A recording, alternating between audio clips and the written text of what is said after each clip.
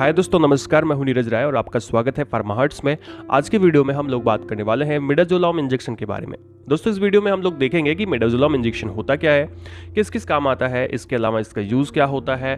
दोस्तों, यहाँ पे हम लोग बात करने वाले हैं इसके प्रिकॉशंस के बारे में, साइड इफेक्ट के बारे में और लास्ट में हम लोग बात करेंगे डोज के बारे में, यानी कि अगर IM या IV इंजेक्शन देते हैं तो किस तरह से इसे दिया जा सकता है।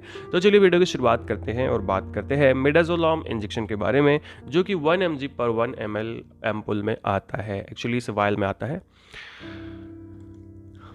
मिडाजोलॉम इंजेक्शन के बारे में अगर बात की जाए तो ये एक प्रकार का अल्ट्रा शॉर्ट बेंजोडाइज़ेपिन होता है, यानी एक ऐसा बेंजोडाइज़ेपिन जो बहुत तेज़ी से काम करता है, यानी इसका ऑनसेट ऑफ एक्शन बहुत ज़्यादा रैपिड होता है, इसकी रिकवरी भी रैपिड होती है और ये नॉन पेनफुल इंजेक्शन वाला इंजेक्शन है, यानी कि अगर आप इसे लगाते हैं तो कोई भी दर्द नहीं होता है। इसके साथ में कोई भी वेनस इरिटेशन भी काज नहीं होता है, वेनस इरिटेशन भी देखने को नहीं मिलता है। अगर इसके यूजर्स के बारे में बात किया जाए उससे पहले आपको थोड़ा सा मैं बता दूं कि ये मिडाजोलॉम इंजेक्शन जो होता है एक बेंजोडाइज़ेपिन है, जैसा कि मैंने आपको बताया। तो ये थोड़ा सा सेडेशन और हिप्नोसिस काज करता है, यानी हल्की से आपको नींद लेकर के आता है। तो यही मेनली इसका काम होता है। बाकी यूज़ हम लोग डिटेल में बात करते हैं। दोस्तों, इसका यूज़ करते हैं प्री ऑपरेटिव सेडेशन एंजियोलिसिस में, यानी कि जब सर्जरी होनी होती है तो उसके पहले सेडेशन के लिए आपको मिडाजोलम दिया जाता है, जिससे आपकी जो घबराहट है वो दूर हो जाए, घबराहट ना हो। इसके अलावा जनरल एनेस्थीसिया के साथ में इसे यूज़ करते हैं, जिससे जनरल एनेस्थीसिया सही से काम करता है। जनरल एनेस्थीसिया एक प्रकार का एनेस्थीसिया होता है जो किसी भी पेशेंट को सुलाने का काम करता है, यानी कि उसे मूर्छित करने का काम करता है। वहीं अगर मैं बात करूं और इसका यूज़ कहाँ पे करते हैं, तो इसका यूज़ हम लोग करते हैं गैस्ट्रो इंटेस्टाइनल एंडोस्कोपी में। एंडोस्कोपी के अंदर में क्या किया जाता है कि आपके गैस्ट्रो इंटेस्टाइनल यानी कि आपके आमाशय, आपके आंतों में आप कुल मिला के इतना समझो कि वहाँ के टिश्यूज़ जो होते हैं उनको टेस्ट किया जाता है। तो इसमें थोड़ी सी पेशेंट को घबराहट होती है इस जांच में, तो वहाँ पे मिडाजोलॉम इंजेक्शन यूज कर सकते हैं सेडेशन के लिए, जिससे घबराहट की समस्या पेशेंट में ना हो। इसके अलावा ब्रैंकोस्कोपी भी उसी तरह का होता है, एक प्रकार की डायग्नोसिस होती है। तो इसमें भी या फिर किसी भी प्रकार की सर्जरी जिसमें एनेस्थीसिया का यूज़ किया जा रहा है, वहाँ पर आप मिडाजोलम का यूज़ कर सकते हैं। दोस्तों, इसका यूज़ हम लोग ICU के अंदर में भी करते हैं, यानी कि कुल मिला के हल्की सी सेडेशन के लिए जहाँ भी ज़रूरत होती है एक रैपिड एक्शन की और रैपिड रिकवरी की, तो वहाँ पे मिडाजोलम इंजेक्शन यूज़ कर सकते हैं।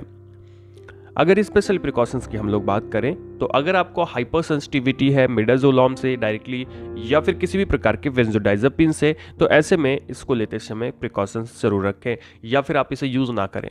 इसके अलावा दोस्तों, ऐसे पेशेंट्स जिसके अंदर में एक्यूट नैरो एंगल ग्लूकोमा की शिकायत है, वो भी इसी प्रिकॉशंस के साथ में यूज़ कर सकते हैं। रिस्पायरेटरी डिजीज़ अगर आपको है तो ऐसे में ये कॉन्ट्राइंडिकेटेड हो सकती है, तो इसे यूज़ ना करें, मिडाजोलम को यूज़ ना करें। इसके अलावा दोस्तों, प्रेगनेंसी और लैक्टेशन के अंदर में मैं बात करूं तो अगर मान लीजिए इसका यूज़ करना बहुत ज़्यादा ज़रूरी है और इसके यूज़ के बिना समस्या हो रही है और इसका जो यूज़ हम लोग कर रहे हैं उसका बेनिफिट रिस्क से ज़्यादा बड़ा है, तो आप इसे यूज़ कर सकते हैं, लेकिन प्रिकॉशंस के साथ में ही यूज़ करें, बिना डॉक्टर की सलाह के यूज़ ना करें। अब दोस्तों, हम लोग बात करते हैं साइड इफ़ेक्ट के बारे में कि क्या साइड इफ़ेक्ट होते हैं मिडाजोलम के। तो अगर हम मिडाजोलम लेते हैं तो ये हमारे रेस्पिरेशन को स्लो डाउन करता है, जिसकी वजह से टाइडल वॉल्यूम डिक्रीज हो जाता है, रेस्पिरेटरी रेट डिक्रीज हो जाता है, साथ में ब्लड प्रेशर में वेरिएशंस आ जाते हैं, पल्स रेट में वेरिएशंस आ जाते हैं। तो ये मेनली सबके अंदर जो मिडाजोलम है वो साइड इफ़ेक्ट शो करता है। इसके अलावा अगर हम एडल्ट्स के अंदर में IM एडमिनिस्ट्रेशन करते हैं मिडाजोलम का, तो ये हेडेक काज करता है, यानी सर दर्द आपको हो सकता है, सर में भारीपन लग सकता है। कुछ लोकल इफेक्ट देखने को मिलता है, यानी जहाँ पे इंजेक्शन इंजेक्ट किया गया है वहाँ पे आपको जलन हो सकती है, इरिटेशन हो सकता है।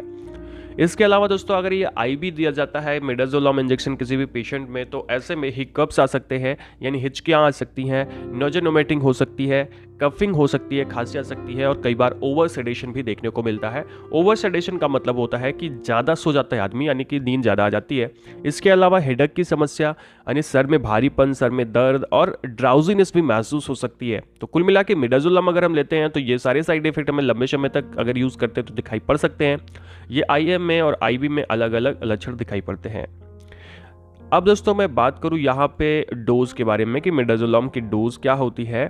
तो स्टैंडर्ड डोज की अगर मैं बात करूं यहाँ पे IM इंजेक्शन जो अगर हम इसे देते हैं तो इसकी जो डोज होती है वो 0.07 टू 0.08 mg पर केजी बॉडी वेट के हिसाब से, यानी कि अगर देखा जाए तो 3 टू 6 mg ऑफ मिडाजोलम हम IM दे सकते हैं किसी भी नॉर्मल पेशेंट में। इसके अलावा स्टैंडर्ड IV डोज की अगर मैं बात करूं तो 0.01 टू 0.07 mg पर केजी बॉडी वेट के हिसाब से, यानी कि अगर डिटेल में देखा जाए तो 2.5 mg हम मिडाजोलम दे सकते हैं IV किसी भी पेशेंट को जो एक नॉर्मल एडल्ट पेशेंट है। इसके अलावा अगर हम एनेस्थीसिया के साथ में, जनरल एनेस्थीसिया के साथ में इसका इंडक्शन करते हैं तो इसकी रिकमेंडेड डोज होती है 0.1 टू 0.5 mg पर केजी बॉडी वेट।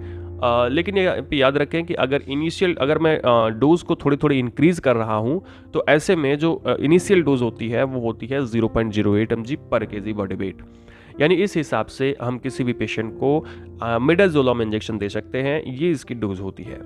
तो दोस्तों ये था आज का वीडियो जिसमें हम लोगों ने बात किया मिडाजोलम इंजेक्शन के बारे में। वीडियो आपको इन्फॉर्मेटिव लगा हो, अच्छा लगा हो तो चैनल को सब्सक्राइब करिएगा, वीडियो को लाइक करिएगा, दोस्तों के पास शेयर करिएगा। मिलते हैं नेक्स्ट वीडियो में। पूरा वीडियो देखने के लिए बहुत बहुत धन्यवाद दोस्तों। आप हमें हेल्थ मुखिया चैनल पर भी सब्सक्राइब कर सकते हैं और हमें आप इंस्टाग्राम पर भी फॉलो कर सकते हैं। पूरा वीडियो देखने के लिए बहुत बहुत धन्यवाद।